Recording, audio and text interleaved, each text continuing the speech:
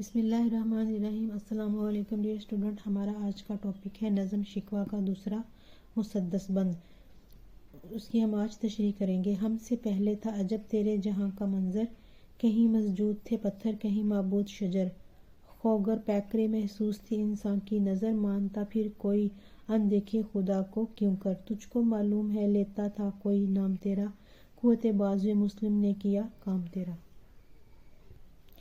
مشکل الفاظ کے معنی ہے عجب، عجیب، نرالا، مختلف سا، مسجود جس کو سجدہ کیا جائے، معبود جس کی عبادت کی جائے، خوگر عادی، پیکرے محسوس نظر آنے والا مادی جسم۔ تشریح: شاعر علامہ اقبال ان اشعار میں اللہ تعالیٰ سے شکوہ کرتے ہوئے کہتے ہیں کہ اے اللہ، ایک وقت تھا کہ جب تیری تخلیق کردہ کائنات کے بہت ہی عجیب و غریب حالات تھے کہ لوگ ہر اس شے کو جو ان کے ذہن کے مطابق ان کو نفع دیتی ہے اسے پوجتے تھے، یہاں تک کہ پتھر جیسی بے جان شے کو بھی سجدہ کیا جاتا تھا، اور لوگ درختوں کو بھی اپنا معبود سمجھ کر عبادت کرتے اور ان سے مدد طلب کرتے تھے۔ اے اللہ، انسان کی یہ فطرت بن چکی ہے کہ لوگ ایسی اشیاء کو عبادت کے لائق سمجھتے جو انسانی آنکھ سے نظر آتی تھی، جبکہ تیری ذات تو نظروں سے اوجھل تھی، تو وہ کیسے تیرے رب ہونے پر ایمان لاتے، تیری ذات جو اصل میں لائق عبادت اور تعریف کے قابل ہے،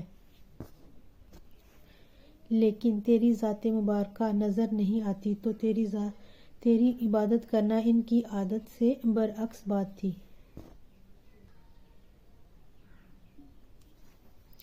اے رب ذوالجلال، اے تمام جہانوں کے بادشاہ، یہ سب تیرے علم میں ہے کہ تیرا نام تب کوئی نہ لیتا تھا، یہ تو وہ اہل ایمان مسلمان آئے جنہوں نے تیرا نام دنیا کے گوشے گوشے پر پھیلا دیا، لوگوں کو تیری ذات مبارکہ سے آگاہ کیا، خود مشکلات برداشت کی اور لوگوں کے دلوں میں ایمان کی روشنی کو منور کیا اور تیری وحدانیت کا لوہا منوایا۔ تو اے اللہ، یہ سب مسلمانوں کی کاوشیں تو نے دیکھی ہیں، تو پھر تو کیوں ان پر کرم کی نظر نہیں ڈال رہا؟